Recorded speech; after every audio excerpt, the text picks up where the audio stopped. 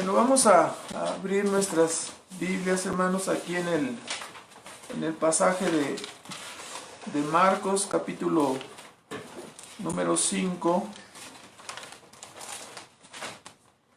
Y vamos a tener el día de hoy, desde el versículo 21 hasta el final del capítulo 5, la historia enlazada de dos milagros. Se trata de la resurrección de la hija de Jairo, un principal de la sinagoga, y también la salvación y la salud de la mujer que padecía de flujo de sangre. Entonces, oremos para poder dedicarnos a este tiempo de predicación. Nuestro Padre Celestial, una vez más damos las gracias porque tú nos sustentas, Padre, porque nos has permitido, Señor, sortear los obstáculos que el día de hoy se pusieron, y te damos las gracias porque nos has permitido hacer esta transmisión y te bendecimos por ello, Señor. Te agradecemos y rogamos ahora, Señor, que nos ayudes en este tiempo de predicación. Pedimos que tu palabra sea el alimento y el pan de vida que tú has preparado para nosotros, y que renueve nuestras fuerzas y también fortalezca nuestra fe y aliente nuestro servicio y nuestra obediencia para ti, Señor. Rogamos estas cosas en el nombre de Cristo Jesús, dándote las gracias en Él. Amén. Entonces, notamos en primer lugar que al hablar de este pasaje que está entrelazado, vemos que también en el punto anterior, ¿no? Concluimos en la semana anterior con el relato de el Gadareno, y el final, cuando él es sanado y lo encontramos precisamente sentado con su y vestido y en una posición seria, ¿verdad? Dice en su juicio cabal. Entonces nos damos cuenta que fue una maravilla lo que el Señor había hecho. Sin embargo, no todos pensaban de esa manera. Las personas que vivían ahí en la zona del país de los Gadarenos, la provincia de los Gadarenos, le pidieron a Jesús, le rogaron, dice la Escritura, que se fuera de sus territorios. Habían tenido muchas pérdidas y ellos estimaban más las cosas materiales que la vida, el alma de este Gadareno. Así que lo que ellos lamentaron más fue sus pérdidas, y le rogaban a Jesús que se fuera de su territorio. Y aquí comenzamos precisamente la siguiente narrativa con un hombre que se llamaba Jairo, y que era el principal de una sinagoga, que se presenta también delante de él. Una vez que habían regresado desde el lado oriental de la tierra de los Gadarenos, vinieron a la parte occidental por donde está Capernaum, y al desembarcar se aproximó, la gente se agolpó, la multitud empezó otra vez a formarse, y ahí nos indica la Escritura que llegó este príncipe, este gobernante de la sinagoga de los judíos, y en una forma inesperada, ¿no? Decimos en una forma inesperada, pero en realidad lo que notamos aquí es que Jesús marcha conforme a su agenda salvadora, ¿no? Había ido a traer de las tinieblas a este Gadareno, a sacarlo del poder del maligno, y ahora se presenta delante en el desembarco, y se presenta este hombre. No vino en una forma feroz y violenta, sino que este príncipe de la sinagoga se postró delante de él. El Evangelio de Mateo, el Evangelio paralelo, dice que se postró delante de Jesús y que le adoraba.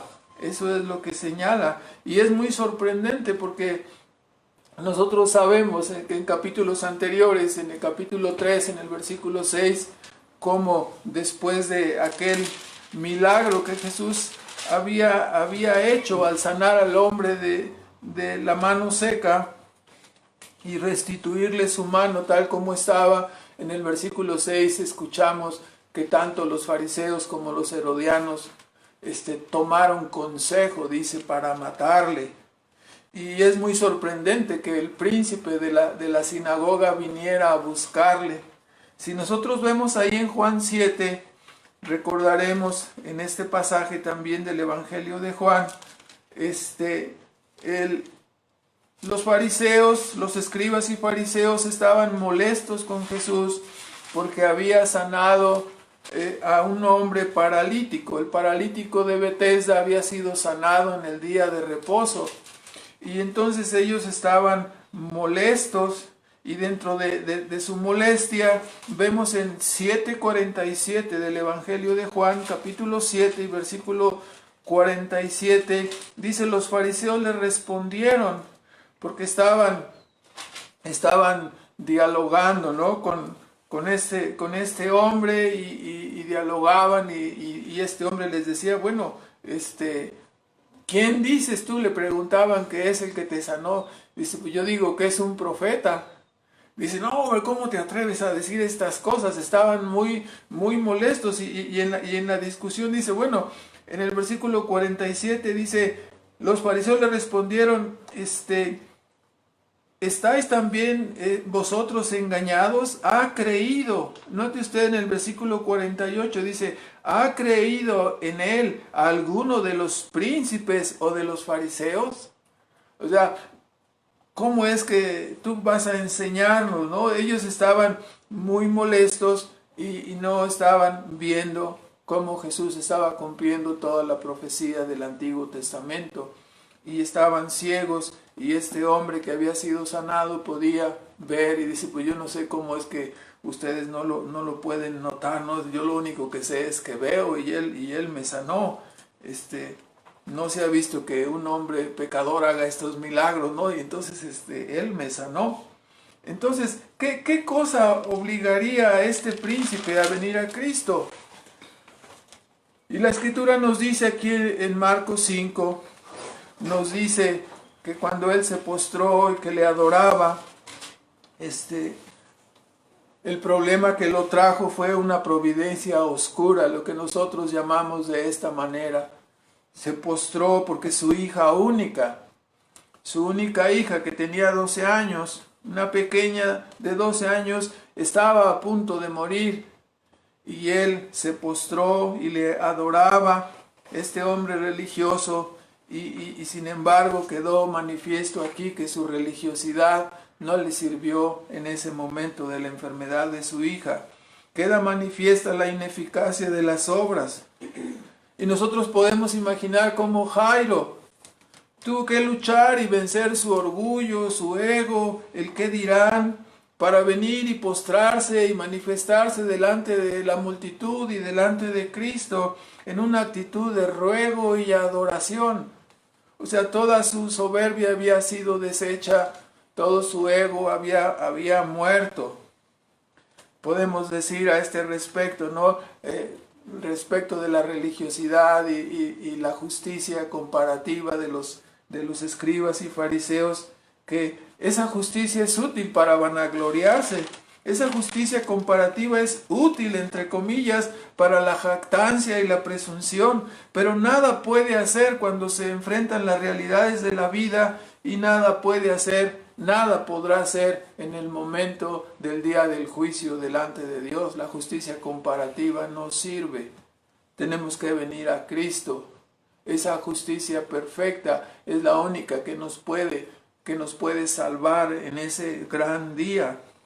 Así que la difícil prueba para este hombre, para este principal, para este príncipe, era la posibilidad de perder a su hija única, y esto sirvió para que se manifestara la fe de este príncipe que había oído de Jesús y había oído sus milagros, y finalmente creyó en él y vino a él a encontrarlo como la única alternativa para su vida. Ya le estaba adorando como Mateo bien señala. Ahora, él con mucha confianza se presenta delante de Cristo, 5:23 de Marcos, y le rogaba, diciendo: mi hija está a la muerte. ¿Sí? Con cuánta confianza intercede, sin ninguna duda del poder de Cristo. Dice: ven conmigo a mi casa, tú pondrás las manos sobre ella y ella vivirá, ella será sana.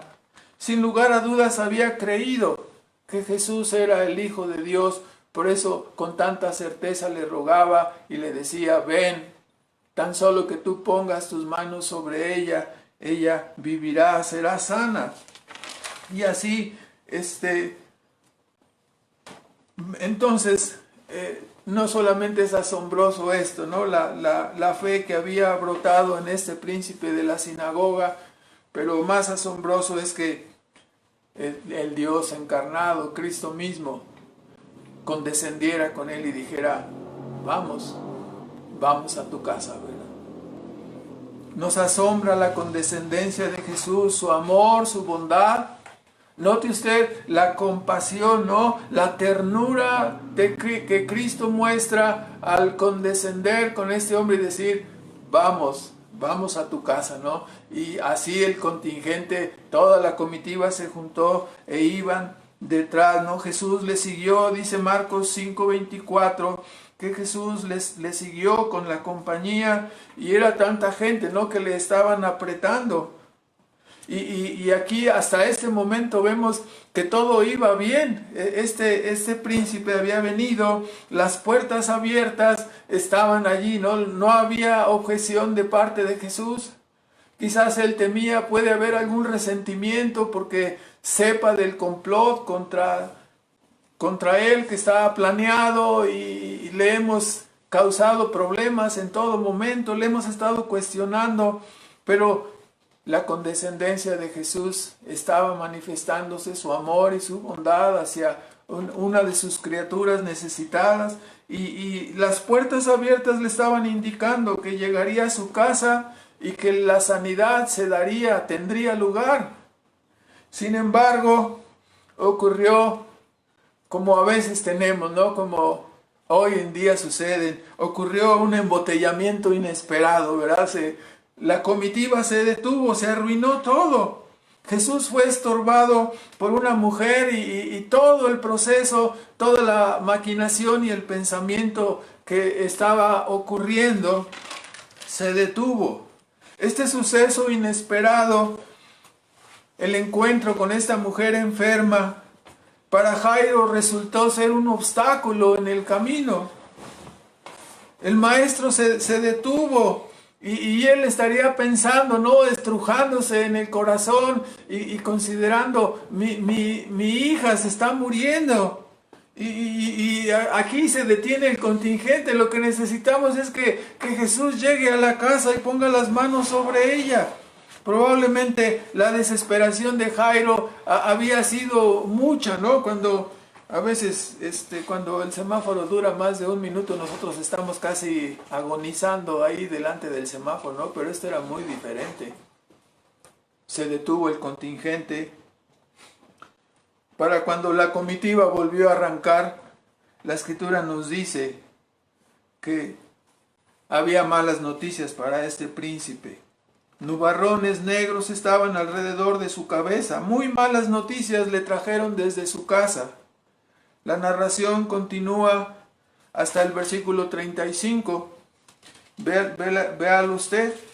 Dice: hablando aún él con esta mujer, despidiéndola, vinieron de la casa del príncipe de la sinagoga y le dieron la mala noticia, ¿no? Ya no molestes más al maestro, no tiene caso.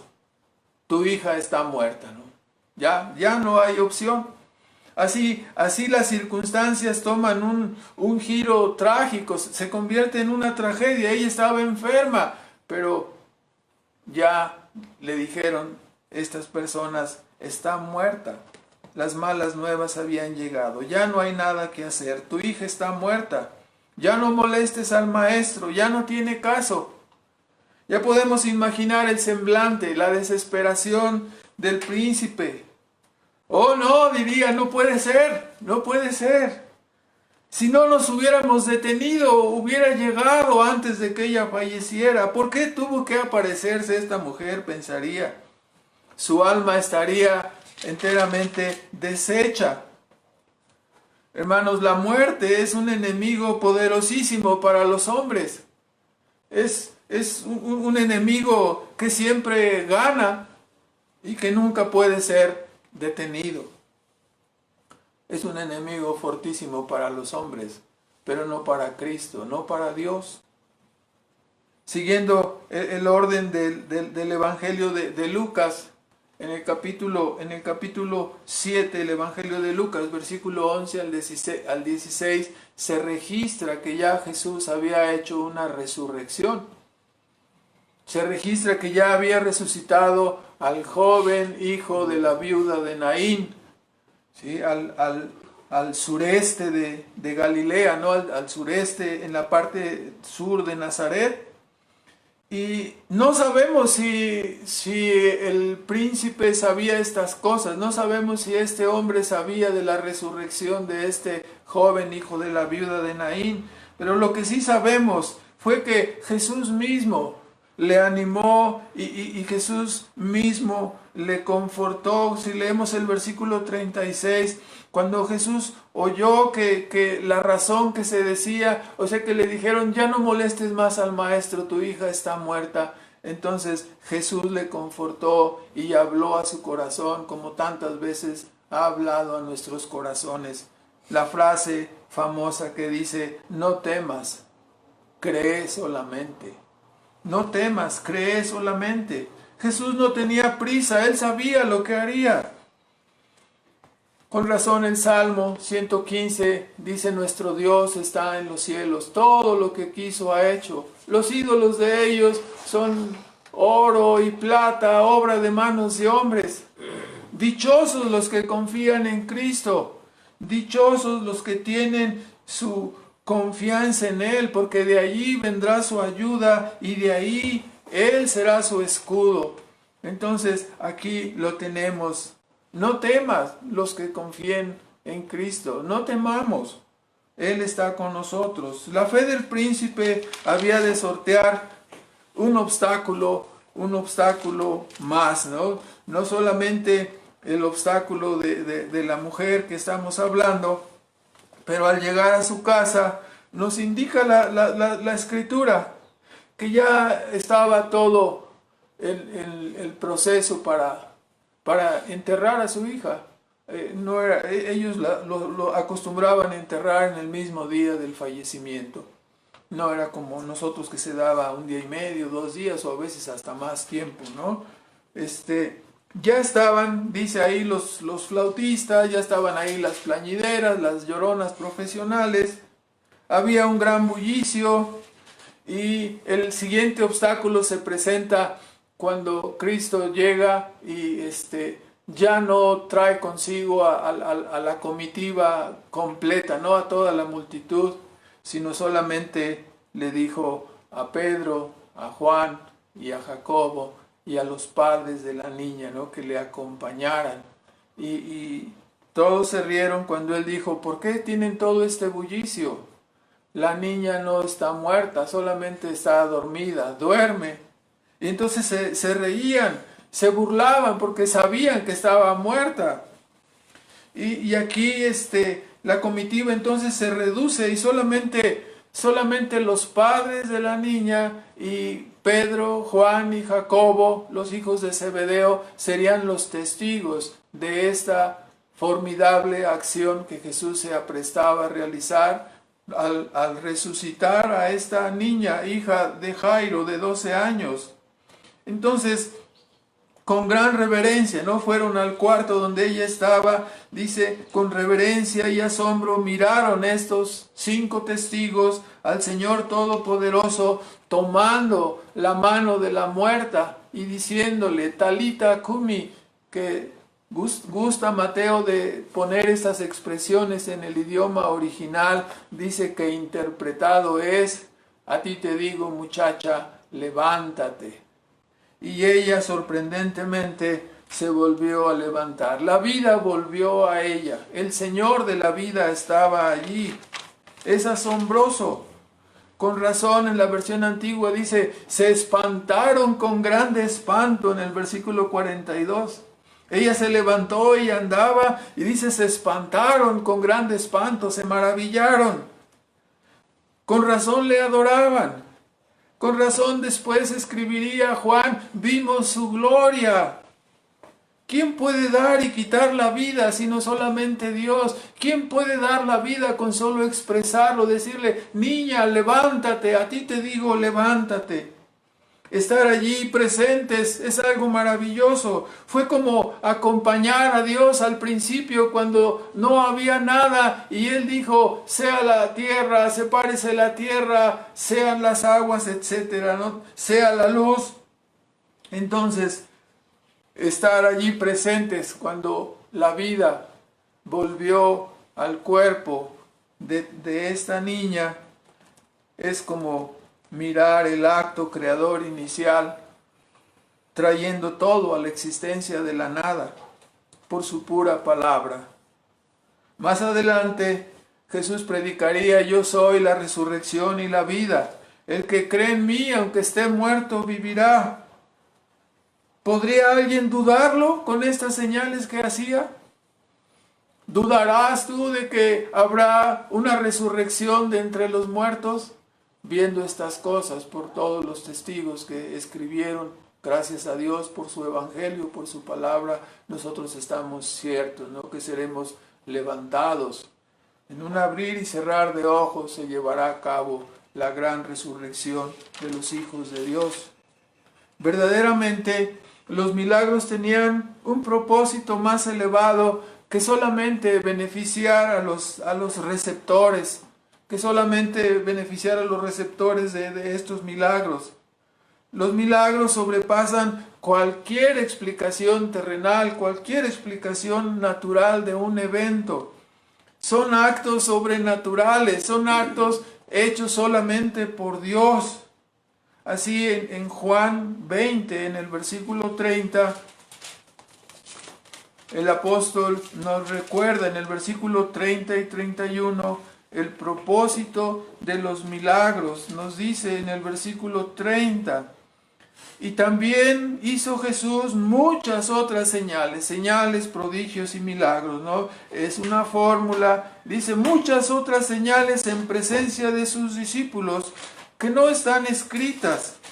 Empero, dice, las que son escritas son para que creáis que Jesús es el Cristo, el Hijo de Dios, y para que creyendo tengáis vida en su nombre. Todas estas cosas fueron registradas para que nosotros pudiéramos entender la persona de Dios, la maravilla de Dios actuando, para que nosotros pudiéramos entender cómo es que existe una tierra con árboles, con vegetales, con frutos, con vida. Todo eso fue originado por la pura palabra de Dios en un principio, como lo narra Génesis.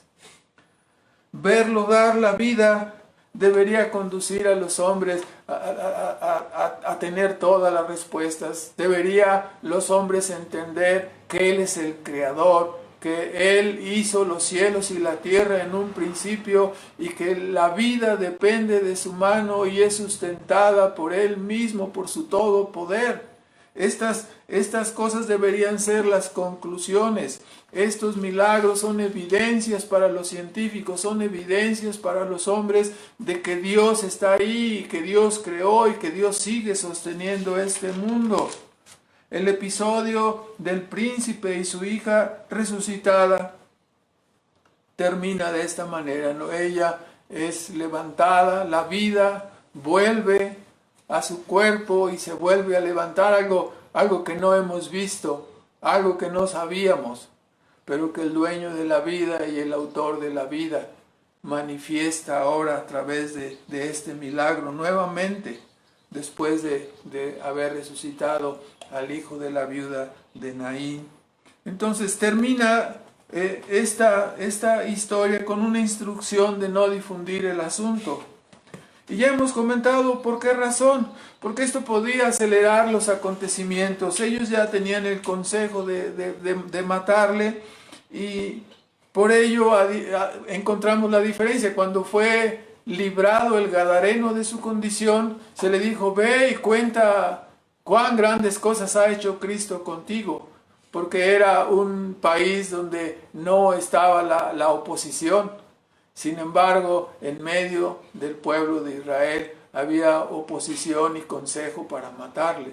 Entonces, él no quería que se aceleraran estas cosas y dijo: no digan nada, ¿no? Solamente denle de comer y guarden silencio. Ahora, como vemos, hermanos, la fe siempre será probada con obstáculos. Es algo que cuando Santiago habla de este tema y dice: ¿por qué se sorprenden cuando vienen las pruebas y las enfermedades y las dificultades? Es necesario que la fe sea probada. La fe siempre será probada con obstáculos, sea la mujer enferma, sean las burlas o sean otras circunstancias las que nos estorben.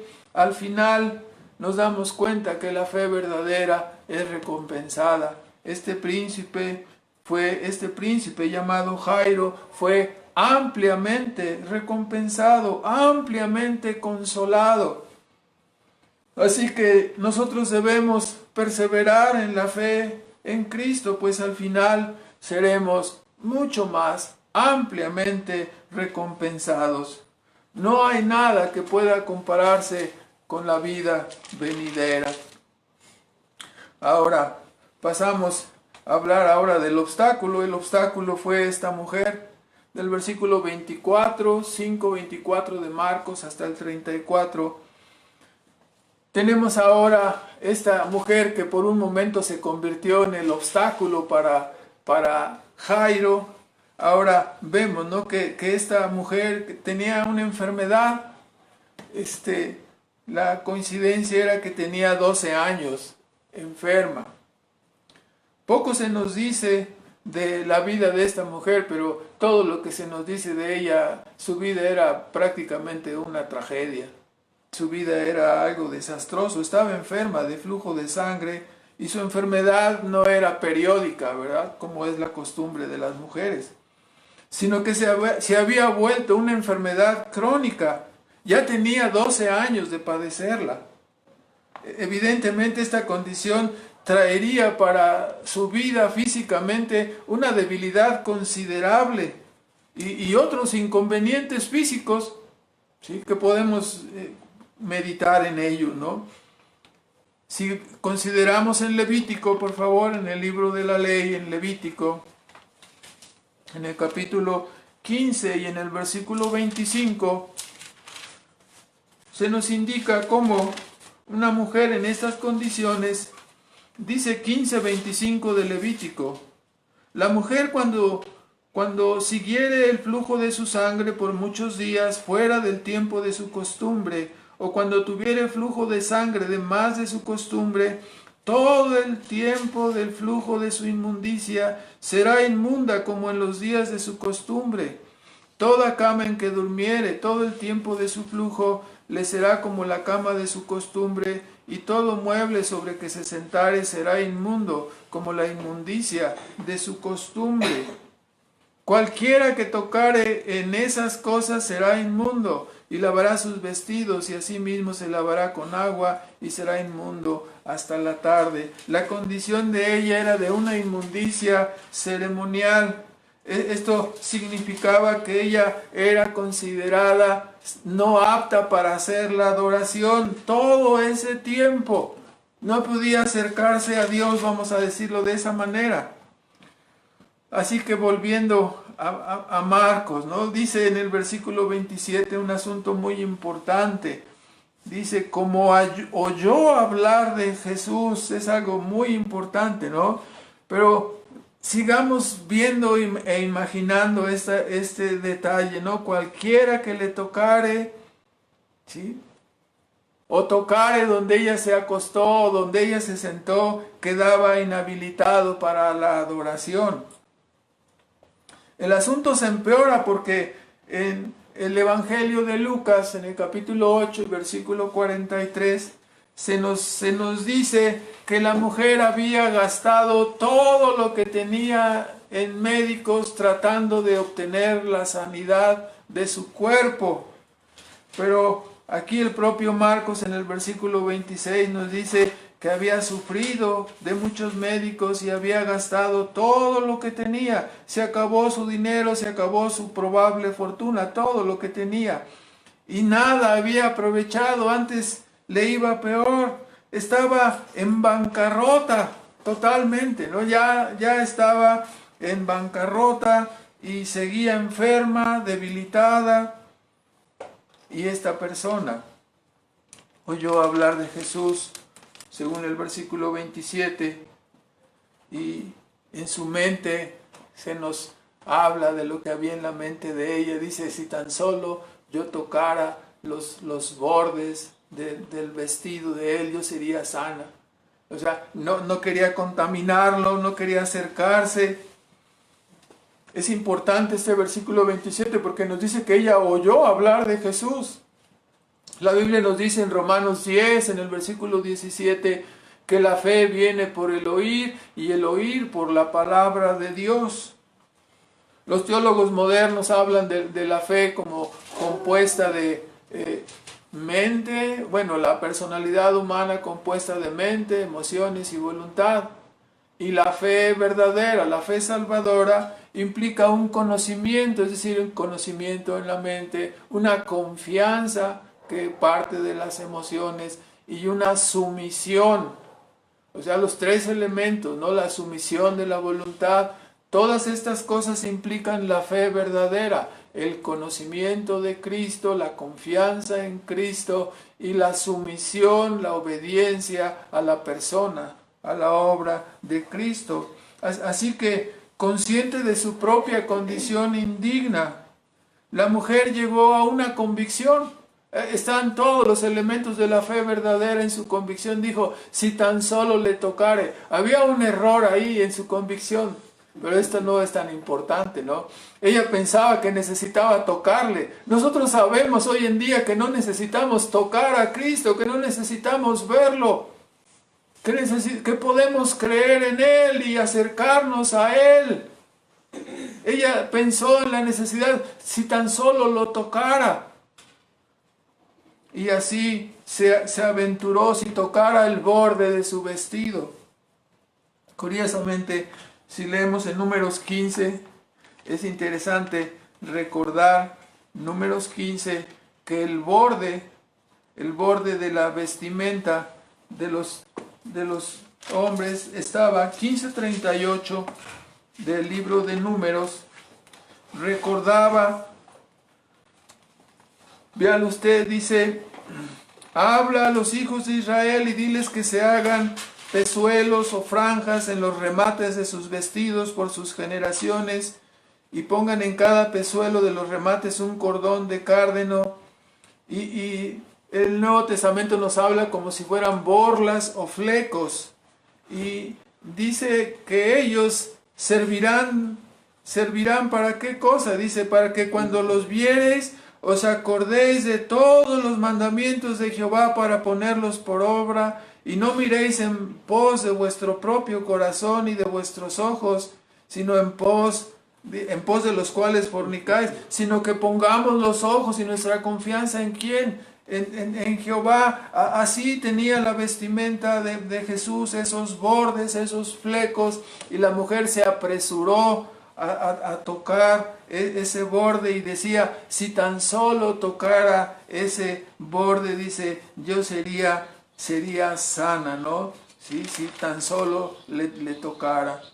Gracias a Dios hoy sabemos, ¿no? que no necesitamos tener físicamente a Jesús, sino creer y confiar en Él. Claro, nos podemos dar cuenta que si hubiera sido examinada por los teólogos, probablemente esta mujer hubiera fracasado porque no conocía la definición de la fe que está dada en Hebreos 11:1, que es Dice, la fe es la certeza de lo que se espera, la convicción de lo que no se ve. Si le hubieran hecho un examen no hubiera aprobado.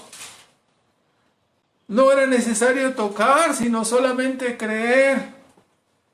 Así que, sin ser una teóloga, tan solo procedió a apropiarse de lo que tenía convicción y así llegó a ser salva. Dice el versículo 34 del capítulo 5 de Marcos.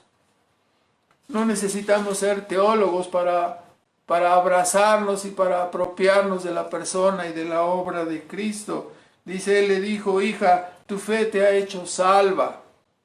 Ve en paz y queda sana de tu azote. El versículo 28, algo que tenemos que fijarnos muy bien, decía, si tocare tan solamente su vestido, no dice seré sana, ¿verdad? ¿Qué dice? Dice seré salva. Ella estaba buscando salvación, pero cuando buscamos a Cristo tenemos muchas más cosas, además de la salvación. Tenemos estabilidad emocional, nuestra vida se vuelve más sencilla para vivir.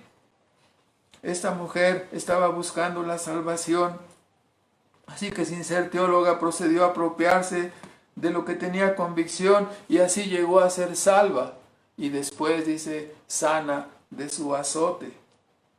Como dijo aquel ciego en Juan 9:30, ¿no? Una cosa dice, es que vosotros no sepáis, Juan 9:30, maravillosa cosa es esta, que vosotros no sabéis de dónde sea, y a mí me abrió los ojos. Así se refirió a Jesús que le había sanado, ¿no? Así, esta mujer no sabía mucha teología, ¿sí? No podría definir ni siquiera lo que era la fe, pero fue capaz de creer y de abrazarse en Cristo, y así vino a la salvación. Ella procedió en conformidad a su fe y de inmediato fue salva y fue sana. Es un milagro. Todas estas cosas hubieran quedado en la oscuridad si nuestro todopoderoso Señor omnisciente no lo hubiera revelado en las Escrituras, no lo hubiera dejado. Se dice que cuando esta mujer tocó su vestido, entonces la comitiva hizo un paro total. Ya lo comentamos con respecto al príncipe, esto significó un obstáculo para él, pero Cristo traía su agenda salvadora y procedía de acuerdo a su agenda salvadora, no de acuerdo al gusto de los hombres. Y Jesús sigue procediendo de la misma manera en la actualidad.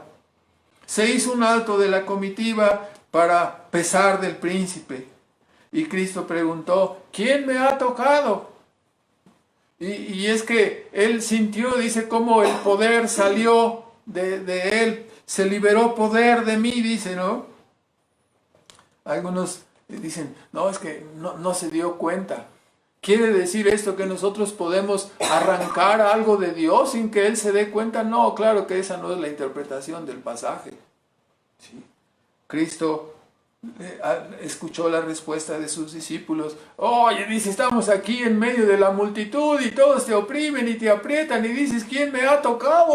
O sea, Pedro preguntó y también los discípulos, ¿quién me ha tocado? Y, oye, todos se están apretando. Pero Jesús se refería a que alguien le había buscado por medio de la fe, a que alguien le había buscado como Salvador y como Señor. Cuando oramos, pudiéramos nosotros no sentir nada, pero Dios nos está escuchando. Nuestra fe se extiende hasta la misma presencia de Dios. Nuestra fe toca el trono del Altísimo. Nuestras oraciones llegan delante de Él y Él las escucha y Él las oye, Él nos mira. Jesús se refería a que alguien le había buscado como Señor y Salvador, pero todos permanecieron en silencio hasta que la mujer, dándose cuenta que no había pasado desapercibida, confesó todas las cosas. Para beneficio nuestro, podemos decir ahora, ¿no? Claro que Jesús sabía el todo poder ejercido que salió de él, como dice en 5:30, Jesús, conociendo en sí mismo el poder o la virtud que había salido de él, se volvió a preguntar. Él sabía. ¿Por qué? Porque el poder, el todo poder ejercido fue dirigido exactamente por él. Él condujo a esta mujer a que le buscase. Todo lo demás está escrito para nuestra instrucción. No fue un robo, sino fue un acto de gracia para enseñarnos a nosotros, para animarnos a allegarnos a Cristo en todo tiempo. La fe verdadera siempre será recompensada y nunca quedará oculta. La fe verdadera siempre conducirá a darle todo el honor y la gloria a Dios por la salvación, y como esta mujer buscaba, y también por la sanidad o la salud de su cuerpo. Podemos ver cómo estos dos milagros están relacionados. Tanto el príncipe de la sinagoga como esta mujer enferma de flujo de sangre habían llegado a la convicción de que Jesús era el Hijo de Dios, habían llegado a creer en Él, pero no había sido manifestado. Y en ambos casos, y en el caso de todos los hijos de Dios, la fe siempre encontrará obstáculos, la fe siempre será estorbada, la fe tendrá que sortear toda clase de circunstancias adversas, y lo hará y siempre vencerá y siempre conseguirá el propósito de llegar hasta Cristo. En los dos casos, sea el príncipe o sea el de la mujer enferma, nos muestran que la fe verdadera tendrá obstáculos y los vencerá. La fe verdadera sigue confiando siempre a pesar de los obstáculos, y la fe verdadera siempre será recompensada por Cristo.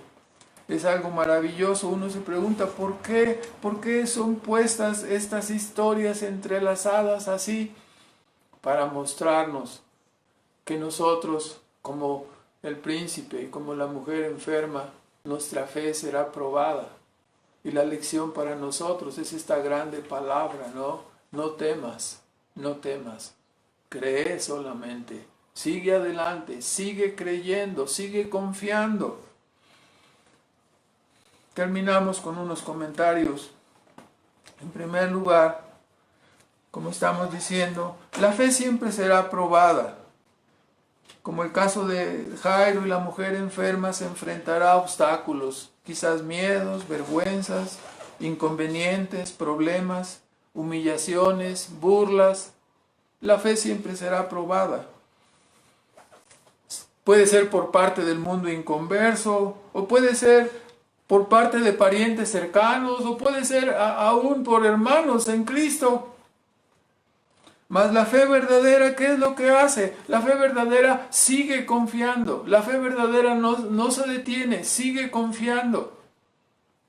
Sabemos que los obstáculos estarán ahí, pero nosotros debemos de seguir confiando. No importa que la marcha del vehículo se detenga. No importa que el asunto en nuestra vida parezca no avanzar. No importa que pareciera que estamos como en un hoyo, como en un vado y no podemos salir de ahí. Tenemos que seguir creyendo siempre. Esta es la lección para nosotros. Nuestra fe será obstruida, será obstaculizada ocasionalmente, será estorbada, será probada. Mas la fe verdadera siempre debe seguir sosteniéndose mirando a Cristo y venciendo todo obstáculo. Así que, hermano, para ti y para cada uno de nosotros es esta frase: no temas, cree solamente, sigue creyendo. No importa qué tan grande sea el obstáculo que tu fe tenga que enfrentar. Quizás sea holgura, o quizás sea la escasez, quizás sean pérdidas, quizás sea dolor o enfermedad, quizás sean problemas familiares o problemas de trabajo, no importa. La frase de Cristo para nosotros sigue siendo la misma. No temas, cree solamente. Así como aquellos discípulos en el camino a Emaús, cuando había resucitado y caminaba junto a ellos y no le reconocían de la misma manera. Quizás en nuestra adversidad, en nuestro problema, enfrentando ese obstáculo que tenemos, no lo veamos, pero Jesús marcha igual junto a nosotros y nos está diciendo hoy otra vez, no temas, cree solamente. Yo estoy aquí junto a ti. Podemos caminar seguros, podemos estar firmes cuando escuchamos su voz decirnos, no temas, cree solamente. Quizás el Señor nos deje tocar fondo como la mujer enferma. Quizás como Jairo tengamos que enfrentar la muerte de un ser querido. La respuesta es la misma, cualquiera que sea el problema, no temas. Tan solo sigue creyendo, sigue confiando en Cristo. Tan solo mira a Cristo y caminaremos sobre el mar de nuestras circunstancias. No nos ahogarán las circunstancias, sino que nosotros flotaremos encima de ellas, siempre mirando y confiando enteramente en Cristo. No temas, cree solamente. El Señor levantará nuestros muertos en Cristo y nos volveremos a ver y abrazar para siempre con ellos, ¿no? En segundo lugar, con cada milagro realizado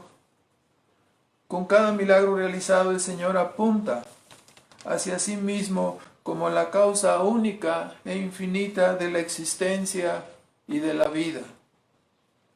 El orden y el sustento prevaleciente no pueden proceder del desorden, ni la vida puede proceder de la no existencia. Por supuesto que este mundo tiene una causa infinita y una causa viva, y esa causa infinita, viva y personal es Dios mismo. Los milagros ponen de manifiesto que la vida procede de un Dios todopoderoso, infinito y personal, que vino a dar testimonio de la verdad por medio de Cristo.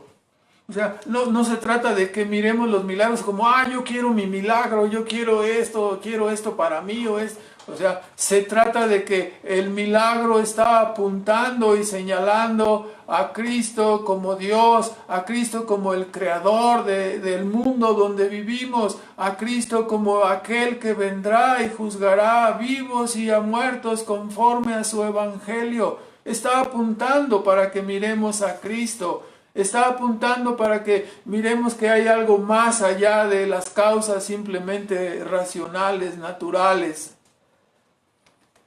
Este Dios infinito y personal da testimonio en la conciencia de cada ser humano y es el que está llamando constantemente por medio del Evangelio para que las personas se arrepientan de sus pecados, para que las personas crean en el Salvador que Él ha enviado, para que sean salvas. Así como observamos en los casos de este príncipe y de esta mujer enferma. En tercer lugar, evidentemente queda desechado, ¿no? Toda opción particular que los seres humanos quieran tomar para encontrar a Dios es desechada. Porque el testimonio que tenemos de Dios es que creamos en su Hijo Jesucristo, al que Él ha enviado. No que creamos en ídolos, no que creamos en vírgenes, no que creamos en imágenes, no que creemos a un Dios a nuestro propio razonamiento y a nuestra propia creencia, sino que creamos en el que ha dado testimonio, que es nuestro Señor Jesucristo, haciendo estos milagros que nos hacen recordarnos la creación misma, creando de la nada por su pura palabra. Ahora, en tercer lugar, es evidente que la salvación no tiene edad. Muchos niños y jóvenes piensan, no, yo no me puedo morir ahorita, estoy muy chiquito, apenas tengo 10 años, o apenas tengo 15, o apenas tengo 8, no sé. Y pueden morir también. Y están pensando quizás esos niños, no, y quizás también sus padres están pensando, no, ahorita ellos están chiquitos para saber de Dios, tienen apenas 8 años, tienen apenas 12 o 15, hay que dejar que maduren, que entiendan un poco más, ya después les llamaremos a la obediencia. O sea, te estás dando cuenta que las personas pueden salir del mundo en una edad muy corta. Pero es nuestra responsabilidad. Nosotros vemos cuán responsables somos los padres, porque nuestros hijos pueden salir del mundo en cualquier momento, y si no hemos procurado su salvación, nosotros somos responsables de ello. Como esta niña, nuestros hijos pueden salir en cualquier instante de este mundo. Por lo tanto, debemos hablarles de su necesidad de arrepentirse de sus pecados y creer en Cristo. En este día somos nosotros como padres llamados a ser como Jairo, para llevar a nuestros hijos a Cristo, para ponerlos en las manos de Cristo, conducirlos hacia Él. Jairo fue un buen padre, pero tú y yo estamos siendo buenos padres. Tú y yo somos buenos padres, estamos procurando sobre todas las cosas, ¿sí?, acudiendo para llevarlos a ellos hacia Cristo, estamos enseñándoles. No lo dejes para después. Instruye a tu hijo ahora que puedes. Que tu hijo sepa orar, que tu hijo sepa arrepentirse, que tu hijo pueda oír de Cristo para que lo busque. Que tenga una relación con la palabra de Dios, porque la fe viene por el oír. En ninguna escuela, por más que tú pagues, te enseñarán estas cosas, porque esas cosas son una responsabilidad que Dios ha puesto sobre los hombres, sobre los hombros de los padres. Que llevemos a Cristo a nuestros hijos. Pues oremos, hermanos. Demos gracias a Dios por su palabra. Nuestro Padre Celestial, agradecemos en esta mañana por la verdad de tu Evangelio, por la grande obra que tú quisiste hacer, Padre, dejando tu trono de gloria y viniendo a este mundo para dar testimonio de la verdad, para dar testimonio que tú eres el creador, el autor de la vida, y para enseñarnos que vendrás algún día a pedir cuentas a cada uno de nosotros, y cuánto amor y misericordia son manifestados cuando tú mismo has enviado a tu Hijo Jesucristo para realizar la redención, para que hombres pecadores como nosotros tuviésemos un Salvador y pudiéramos mirarlo, pudiéramos oír de Él y acercarnos. Ayuda, Padre, a todos los que están buscándote, para que sus ojos sean dirigidos hacia tu Hijo Jesucristo.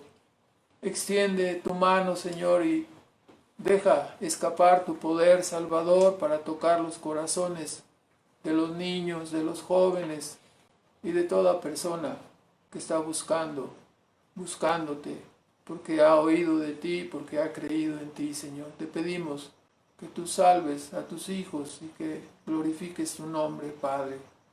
Hemos creído en tu Evangelio y suplicamos, Padre, que tu palabra no vuelva vacía, que tu palabra prospere para aquello que la has enviado, Señor. Te damos gracias porque eres maravilloso con nosotros, tierno, amoroso y bondadoso, Padre. Gracias por todo ello en el nombre de Cristo Jesús. Amén.